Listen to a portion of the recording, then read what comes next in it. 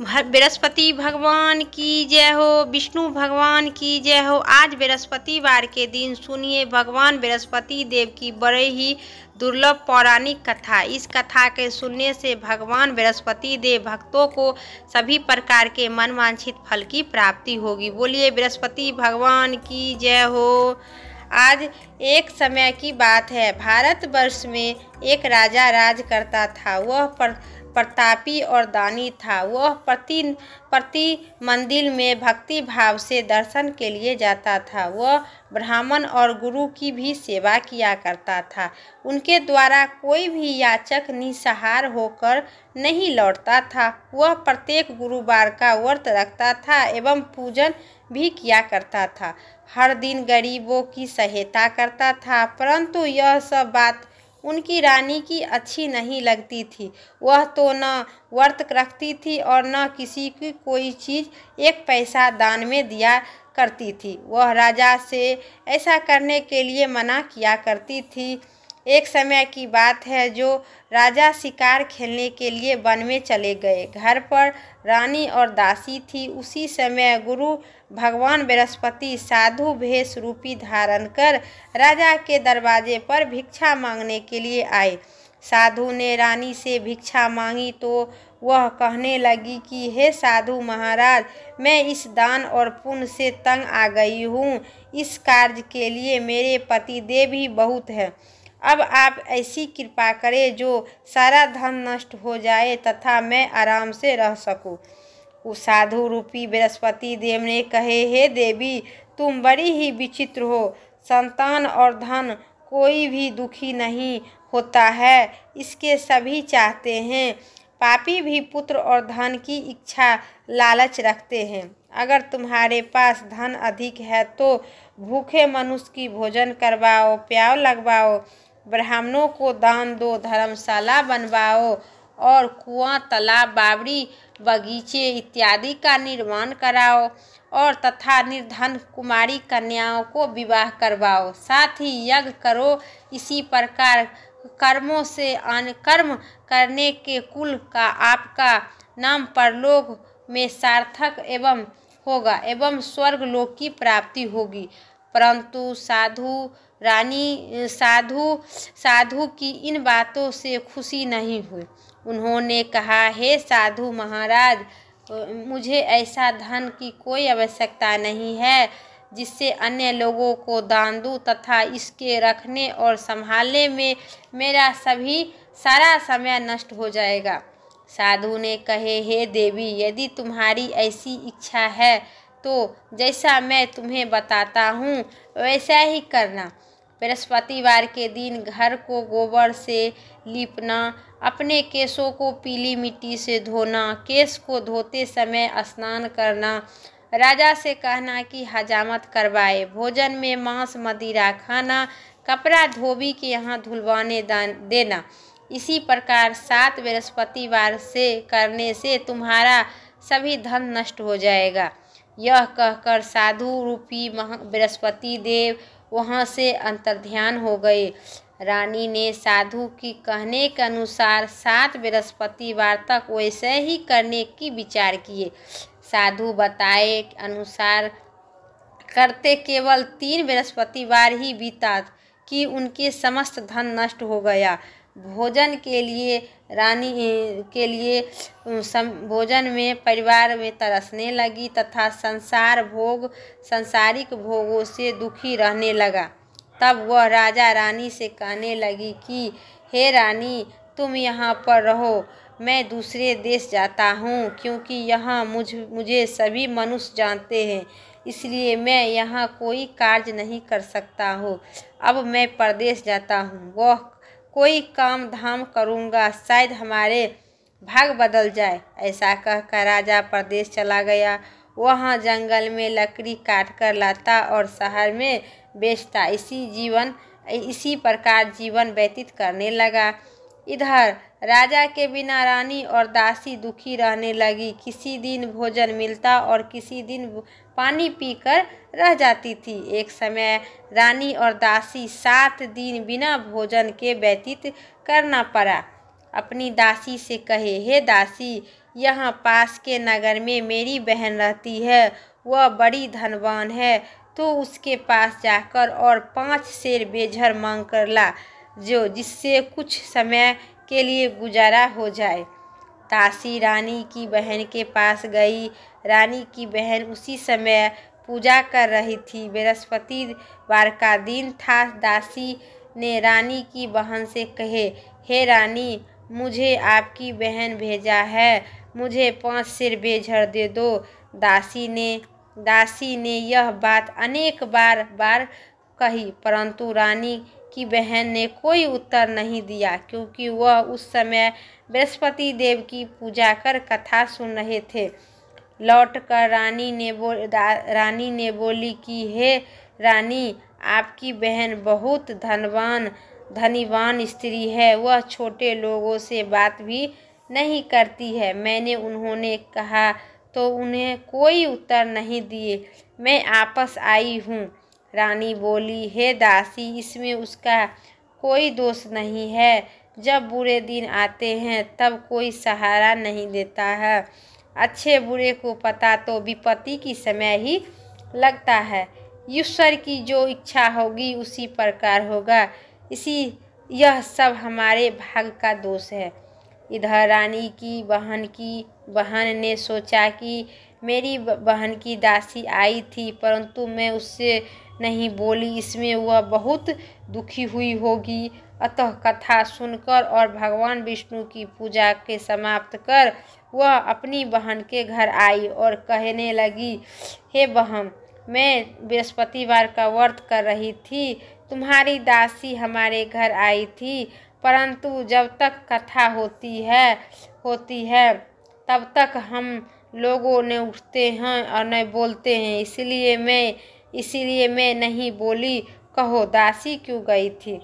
रानी बोली, हे बहन, हमारे घर में अनाज नहीं था, वैसे ही तुमसे कोई बात नहीं छिपाती हूँ, इसी कारण मैंने दासी के तुम्हारे पास 5 सेर बेझर लेने के लिए भेजा था। रानी की बहन ने बोली, बहन देखो, बृहस्पति भगवान सबको मनोकामना पूर्ण करते हैं, शायद तुम्हारे घर में अनाज होगा। यह सुनकर दासी घर के अंदर गई और वहाँ उसने एक बेझर भरा मिला। उसे बड़ी ही हैरानी हुई, क्योंकि उसने एक बर्तन को देख लिया था। उसके बाहर आकर रानी की बताई। दासी अपनी रानी से कहने लगी, हे रानी, देखो, ऐसे हम लोग तो अन्न नहीं मिलता है, हम लोग रोज व्रत ही रखते हैं। अगर इन से व्रत की विधि और कथा पूछ ली जाए तो उसे हम भी क्या करेंगे। दासी के कहने पर रानी ने अपनी बहन से बृहस्पतिवार का व्रत के बारे में पूछा। उनकी बहन ने बताया कि हे रानी बहन, बृहस्पतिवार का सूर्य उदय से पूर्व उठकर स्नान कर बृहस्पतिवार का व्रत करना चाहिए, लेकिन उसी दिन सिर नहीं धोना चाहिए। बृहस्पतिवार के व्रत में चना की दाल और मुनक्का से विष्णु भगवान की केले के वृक्ष की जड़ में पूजा करो तथा दीपक जलाओ। उसी दिन एक समय भोजन करो। भोजन में पीले पदार्थ का करो और पूजन करो। विधि बताकर रानी की बहन और करो तथा कथा सुनो। इसी प्रकार करने से गुरु भगवान बृहस्पति प्रसन्न होते हैं, अन्य पुत्र धन देकर मनोकामना पूर्ण करते हैं। और व्रत और पूजा की विधि बताकर रानी की बहन अपने घर लौट गए। रानी और दासी दोनों ही निर्णय लिया कि वह बृहस्पति देव भगवान का पूजा जरूर करेंगे। 7 दिन बाद जब बृहस्पतिवार का दिन आया तो उन्होंने व्रत रखा। घुड़साल में जाकर चना और गुड़ बीन कर लाई, उनकी दाल से केले की जड़ में तथा भगवान विष्णु का पूजन की। अब भोजन पीला कहाँ से आवे। दोनों बड़ी ही दुखी हुई, परंतु उन्होंने व्रत किया था, इसी कारण भगवान बृहस्पति देव प्रसन्न थे। एक साधारण व्यक्ति के रूप में वे 2 थाल में सुंदर पीला भोजन लेकर आए और दासी को देकर बोले, हे दासी, यह भोजन तुम्हारे और तुम्हारी रानी के लिए है, तुम दोनों कर लेना। दासी भोजन पाकर बड़ी ही प्रसन्न हुई और रानी से बोली, हे रानी जी, भोजन कर लीजिए। रानी को भोजन आने के बारे में कुछ भी पता नहीं था, इसलिए वह दासी से बोली, जा तू ही भोजन कर ले, क्योंकि तू हमारी व्यर्थ में हंसी उड़ा रही है। दासी बोली, एक व्यक्ति भोजन दे गया है। रानी कहने लगी, वह भोजन तेरे लिए है, तू ही भोजन कर ले। दासी ने कहे, वह व्यक्ति हम दोनों के लिए 2 थाल में भोजन दे गया है, इसलिए मैं आप दोनों ही साथ साथ भोजन करूंगी। दोनों ने गुरु भगवान को नमस्कार कर भोजन प्रारंभ की। उसके बाद वे प्रत्येक गुरुवार को बृहस्पतिवार को भगवान बृहस्पति देव के व्रत और पूजा करने लगी। बृहस्पति भगवान की कृपा से उनके पास धन हो गया, परंतु रानी पहले की तरह आलस करने लगी। तब दासी बोली, देखो रानी, तुम पहले भी इसी प्रकार आलस करती थी, तुम्हें धन के लिए रखने कष्ट होता है तथा इसी कारण हम धन नष्ट हो गया था। अब यह धन बड़ी मुश्किल से पाए हैं, इसीलिए हमें दान पुण्य करना चाहिए। तुम भूखे मनुष्य को भोजन करवाओ, प्याव लगवाओ, ब्राह्मणों को दान दो, कुआं, तालाब, बावड़ी इत्यादि का निर्माण करवाओ, मंदिर में पाठशालाओं बनवाओ, दान दो और कुमारी कन्याओं को विवाह करवाकर धन का शुभ कार्य में खर्च करो, जिससे तुम्हारे कुल का यश बढ़ेगा तथा स्वर्ग लोक की प्राप्ति होगी। दासी की बात मानकर रानी ने इसी प्रकार कर्म करने का प्रारंभ किए, जिससे उनका काफ़ी यश फैलने लगा। एक दिन रानी और दासी आपस में विचार करने लगी कि न जाने राजा किस दशा में होंगे, उनकी कोई खोज खबर नहीं है। गुरु भगवान ने उन्होंने प्रार्थना की और भगवान ने रात्रि में राजा के स्वप्न में कहे, हे राजा, उठो, तेरी रानी तुझको याद करती है, अब अपने देश लौट जाओ। राजा प्रातः उठकर जंगल में लकड़ी काटने लाने के लिए जंगल की ओर चल पड़ा। जंगल के गुजरते हुई वह सोचने लगा कि रानी की गलती से उन्होंने कितने दुख भोगने पड़ते हैं। राजपाट छोड़कर उनके जंगल में आकर रहना पड़ता है। जंगल की लकड़ी काटकर उनको बेचकर गुजारा करना पड़ता है। उसी समय जंगल में साधु देव एक साधु रूपी बृहस्पति देव वहाँ पर आए और राजा के पास जाकर बोले, हे लकड़हारे, तुम इस सुनसान जंगल में किस चिंता में बैठे हो, मुझे बताओ। यह सुनकर राजा के नेत्र से जल भर आया और साधु की वंदना कर बोला, हे प्रभु, आप सब कुछ जानते हैं। इतना कहकर राजा साधु की अपनी संपूर्ण कहानी सुना दिया। महात्मा दयालु होते हैं वे। तो राजा बोले, हे राजा, तुम्हारी पत्नी ने बृहस्पति भगवान की प्रति अपराध किया था, जिससे कारण तुम्हारी यह दशा हुई। अब तुम्हें किसी प्रकार का कोई चिंता नहीं है। चिंता मत करो, भगवान तुम्हें पहले से अधिक धन दिए हैं। देखो, तुम्हारी पत्नी बृहस्पतिवार का व्रत प्रारंभ कर दी है। अब तुम भी बृहस्पतिवार का व्रत करो। चना की दाल, गुड़, जल लोटे में डालकर केले की पूजा करो, फिर कथा कहो या सुनो। भगवान बृहस्पति देव सभी मनोकामना पूर्ण करेंगे। साधु को प्रसन्न देखकर राजा बोला, हे प्रभु, मुझे लकड़ी बेचकर इतना पैसा नहीं बेचता है जिससे भोजन करके और समाचार जान सकूं, करने के उपरांत कुछ बचा सकूं। मैं भी रात्रि में अपनी रानी को व्याकुल देखा हूँ। मेरे पास तो कोई साधक नहीं है जिससे समाचार जान सकूं। फिर मैं बृहस्पति देव की क्या कहानी सुनूं? मुझ में तो कुछ भी मालूम नहीं है। साधु ने कहा, हे राजा, तुम किस बात की चिंता मत करो। बृहस्पतिवार का दिन तुम रोजाना की तरह लकड़ी को लेकर शहर में जाना।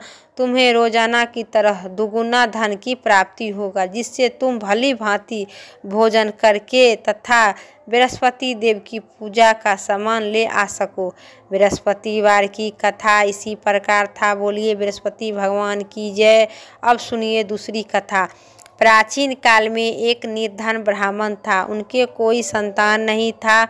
वह नित्य पूजा पाठ करते थे, परंतु उनकी स्त्री मालिन के साथ रहती थी। मालिन वह स्नान करती नहीं थी और देवी देवता के पूजा भी नहीं करती थी।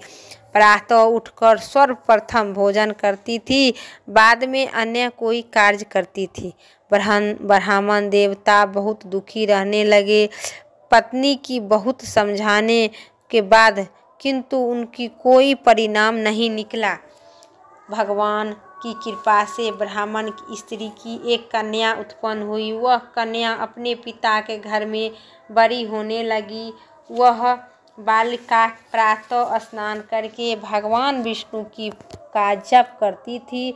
वह बचपन से ही बृहस्पति भगवान का व्रत करने लगी। पूजा पाठ समाप्त कर स्कूल जाती थी और अपनी मुट्ठी में जौ भर कर ले जाती थी और पाठशाला जाने के मार्ग में वह डालते जाती थी। वह जो सोने के हो जाते थे, लौटते समय उनके बीनकर अपने घर ले आती थी। पाठशाला जाने के और एक दिन वह बालक सूप में उन सोने की जौ फटक रहकर साफ कर रही थी। तब उनकी माँ ने देख लिया और कहा, हे बेटी, सोने के फटकने के लिए सोने को सूप होना चाहिए। दूसरे दिन गुरुवार था। इसी कन्या का व्रत की और कहा, हे बृहस्पति देव, इससे प्रार्थना करके कहा, हे प्रभु, यदि मैं सच्चे मन से आपकी पूजा करती हूँ तो मुझे सोने को सूप दे दीजिए। बृहस्पति देव उनकी प्रार्थना स्वीकार कर लिया। रोजाना की तरह वह कन्या को जौ फैलाती हुई स्कूल जाती और आती थी और उससे जो साफ करने लगी और बीन के लाती थी। और जब वह जो बीन कर लाती थी, बृहस्पति देव की कृपा से उन्होंने सोने के सूप भी मिल गया। वह घर ले आई और उससे जौ साफ करने लगी, परंतु उनकी माँ वह वही ढंग रही थी। एक दिन की बात है, वह कन्या सोने के सूप में जौ साफ कर रही थी। उसी समय उस नगर के राजकुमार वहां से होकर निकल रहा था। कन्या के सोने के सूप में जौ फटकते देखकर वह राजकुमार कन्या पर मोहित हो गया। राजा महल में जाकर वह भोजन त्याग कर जल त्याग कर उदास होकर लेट गया। राजा को देखकर राजकुमार अन्य जल त्यागने के समाचार सुनकर अपने मंत्री के साथ वह अपने पुत्र के पास आ गया और बोला, हे पुत्र, बेटा, तुम किस बात की कष्ट है? किसने तुमको अपमान किया है अथवा कोई कारण है तो मुझे बताओ, मैं उसको जरूर करूँगी, जिससे तुम्हें प्रसन्नता होगी।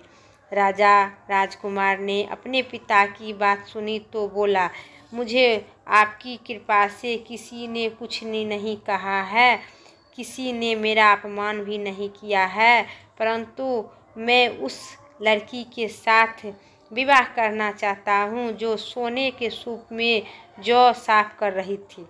वह सुनकर राजा आश्चर्यचकित हो पड़ा और बोला, हे बेटा, इस तरह की कन्या का पता तुम ही लगाओ, मैं इसके साथ तुम्हारे विवाह अवश्य करा दूँ। राजा को बात करने के अनुसार मंत्री उस कन्या के घर गई और राजा का आदेश ब्राह्मण को सुनाया। कुछ ही दिन बाद ब्राह्मण की कन्या विवाह राजकुमार के साथ संपन्न हो गया। कन्या के घर से जाते ही उस ब्राह्मण देवताओं को घर में पहले के भांति गरीबी निवास हो गया। अब भोजन के लिए अन्न बड़ी ही मुश्किल से मिलता था। एक दिन दुखी होकर ब्राह्मण अपनी पुत्री के यहाँ मिलने आ गया। बेटी ने कहा, हे पिताजी। पिता की दुखी का अवस्था को देखता और अपनी माँ को समाचार पूछा। ब्राह्मण ने सभी हाल कहा। कन्या ने बहुत सा धन देकर अपने पिता को विदा कर दी। इसी तरह ब्राह्मण को कुछ समय पूर्व सुख पूर्वक व्यतीत हुआ, लेकिन कुछ दिन बाद फिर वही हाल हो गया। ब्राह्मण फिर अपनी कन्या के घर गया और सभी हाल कहा तो पुत्री बोली, हे माताजी, हे पिताजी, आप माताजी को यहाँ लेकर आइए। मैं उसे वह विधि बताऊंगी जिससे गरीबी दूर हो जाएगा। ब्राह्मण देवता अपनी स्त्री को साथ लेकर अपनी पुत्री के पास राजमहल पहुँच गए। पुत्री अपनी माँ को समझाने लगी, हे माँ, तुम प्रातः काल उठकर प्रथम स्नान करके भगवान विष्णु के पूजा करो तो सभी दरिद्रता दूर हो जाएगी। परंतु उनकी माँ उनकी एक बात न मानी। वह प्रातः उठकर अपनी पुत्री की बच्चा झूठन खा लेती थी। एक दिन उनकी पुत्री बहुत ही गुस्सा आया। उसने एक रात एक कोठली के सारा सामान निकाल दिया और अपनी माँ को उसमें बंद कर दी। प्रातः उसे एक निकालकर तथा स्नान करवाकर पूजा करवाया तो उसकी माँ बुद्धि ठीक हो गया। इसके बाद वह नियम से पूजा करती रही और प्रत्येक दिन बृहस्पतिवार का व्रत रखने लगी। इस व्रत को प्रभाव से उनकी माँ बहुत ही धनवान हो गए और बृहस्पति देवताओं को प्रभाव से स्वर्ग को गई। वह ब्राह्मण सुखपूर्वक रहने लगी। इस लोक का दुख भोग कर स्वर्ग लोक की प्राप्ति हुई। इसी कहानी कहकर साधु देवता वहाँ से अलोपित हो गए। धीरे धीरे समय व्यतीत होने पर फिर बृहस्पतिवार का दिन आया। राजा जंगल में लकड़ी काटकर किसी शहर में बेचने गए। उसी दिन एक दिन अधिक धन मिला। राजा ने चना, गुड़ इत्यादि लेकर बृहस्पतिवार का व्रत किया। उसी दिन उनके सभी कलेश दूर हो गया। परंतु जब अगला गुरुवार दिन आया तो वह बृहस्पतिवार का व्रत करना भूल गया। इसी कारण बृहस्पति देव भगवान राजा से नाराज हो गए। उसी दिन नगर में एक राजा का विशाल यज्ञ था। वहाँ आयोजन किया गया कि अपने समस्त राज्यों में घोषणा करवा दी गई कि कोई भी मनुष्य अपने घर में भोजन न बनावे तथा आग न भी जलाए। समस्त लोगों मेरे यहाँ भोजन करवाने के लिए आवे। इस आज्ञा को जो न मानेगा उसकी फांसी की सजा दी जाएगी। राजा की आज्ञा के अनुसार राज्य में सभी वासियों राजा के घर पे भोजन के लिए शामिल हुई, लेकिन लकड़हारा ने कुछ देर बाद पहुंचा, इसलिए राजा को उस अपने साथ महल में ले गया। जब राजा लकड़हारे के भोजन करवा रहे थे तो रानी की दृष्टि उस खूंटी पर पड़ी जिस पर उनका हार लटका हुआ था। जिसे हार खूंटी पर लटका नहीं दिखाई दी, रानी ने निश्चय हो गया कि मेरा हार उसी लकड़हारा ने चुराया है। उसी समय सैनिक बुलाकर उसका जेल में डलवा दिया गया। जब लकड़हारा जेल खाने में गया तो बहुत दुखी होकर विचार करने लगा कि न जाने उसके जेल कौन सी पूर्व जन्म के कर्म है, मुझे दुख प्राप्त हुआ। और उसी साधु के याद करने लगा। जंगल में जो मिला था, तत्काल बृहस्पति देव साधु के रूप प्रकट हो गए और उसी दशा में देखकर राजा से कहने लगे, अरे मूर्ख, तूने बृहस्पति देव का कथा नहीं कहा है, इसी कारण मुझे दुख प्राप्त हुआ है। अब चिंता मत करो, तेरे सभी कष्ट दूर हो जाएंगे। अगले बृहस्पतिवार को उसे जेल के द्वार पर 4 पैसे मिलेगा। राजा ने पूजा का सामान मंगवाकर कथा कहियो और प्रसाद बांटे। उसी रात्रि में बृहस्पति देव उस नगर के राजा को स्वप्न में कहा, हे राजा, तुम जिस आदमी को जेल खाने में बंद रखा है वह निर्दोष है, वह राजा है, उसे छोड़ दो। नहीं छोड़ो, नहीं नहीं तो रानी की हार उसी खूंटी पर लटका हुआ है। अगर तुम ऐसा नहीं करेगा तो तेरा राजपाट सभी मैं नष्ट कर दूंगी। राजा के प्रातःकाल उठकर और खूंटी पर हार लटका देखकर लकड़हारा को बुलाकर क्षमा मांगी और राजा के योग सुंदर वस्त्र पहनाकर आभूषण देकर विदा कर दिया। गुरुदेव की आज्ञानुसार राजा अपने नगर चले गए। राजा जब नगर के निकट पहुँचे तो उसे बड़ा ही आश्चर्य हुआ। नगर से पहले अधिक बाग, तालाब और कुआं तथा बहुत सी धर्मशाला, मंदिर इत्यादि बने हुए थे। राजा ने पूछा कि यह किस बाग और धर्मशाला है, किसका है? तब नगर के सब लोगों कहने लगे कि यह सब रानी और दासी द्वारा बनवाए गए हैं। राजा का आश्चर्यचकित हुआ और गुस्सा भी आया। जब रानी को खबर सुनी कि राजा आ रहे हैं तो उसने अपनी दासी से कहे, दासी देखो, राजा हमको कितनी बुरी हाल में छोड़कर गए थे, वह हमारी ऐसी हालत देखकर लौटे हैं, इसलिए तू दरवाजे पर खड़ी हो जाना। रानी की आज्ञा अनुसार दासी दरवाजे पर खड़ा हो गई। जब राजा आए तो अपने साथ महल में लिवा लाई। जब राजा की क्रोध कर अपनी तलवार निकाली तो पूछने लगे, बताओ यह धन तुम्हें कैसे प्राप्त हुआ है? तब रानी बताई, हमें यह सब धन बृहस्पति देव के व्रत के प्रभाव से प्राप्त हुआ है। राजा ने तब निश्चय किया कि 7 रोज बाद सभी बृहस्पति देव का पूजा करते हैं, परंतु रोजाना दिन में 3 बार कथा कहूँगा तथा रोज रोज व्रत करूँगा। अब हर समय राजा के दुपट्टे में चने की दाल बंधी रही थी। 3 बार कथा कहता था। एक रोज राजा ने विचार किया कि चलो अपनी बहन के यहाँ जावे। इसी तरह निश्चय कर राजा घोड़े पर सवार होकर अपनी बहन के यहाँ चल गई। मार्ग में उसने देखा कि कुछ आदमी एक मुर्दा के लेकर आ रहा है। उन्होंने रोककर राजे से कहने लगे, अरे भाइयों, मेरी बृहस्पतिवार का कथा सुन लो। वे बोले, लो, हमारी आदमी मर गया है, इसको तो अपनी कथा पर पड़ी है। परंतु कुछ आदमी बोले, अच्छा कहो, हम तुम्हारी कथा सुनूंगी। राजा ने दाल निकाली और कथा कहानी शुरू कर दी। जब कथा आधी हुई तो मुर्दा हिलने लगा और जब कथा समाप्त हुई तो मुर्दा राम राम करके उठकर मुर्दा खड़ा हो गया। राजा आगे बढ़ा। उसने चलते चलते शाम हो गया। आगे मार्ग में एक किसान खेत में हल चला रहा था, मिला। कहने लगा, अरे भाइयों, तुम मेरी बृहस्पतिवार का कथा सुन लो। किसान बोला, जब तक मैं तेरी कथा सुनूंगा तब तक 4 हल जोत लूँगा। अब जा अपनी कथा किसी और को सुना। राजा आगे चल गया तो राजा के हटने ही बैल झड़प से खड़ा होकर गिर पड़ा। किसान के पेट में बड़ी ही सी जोर से दर्द होने लगा। उसी समय किसान के माँ रोटी लेकर आई। उसने जब देखा तो अपने पुत्र से सब हाल पूछा।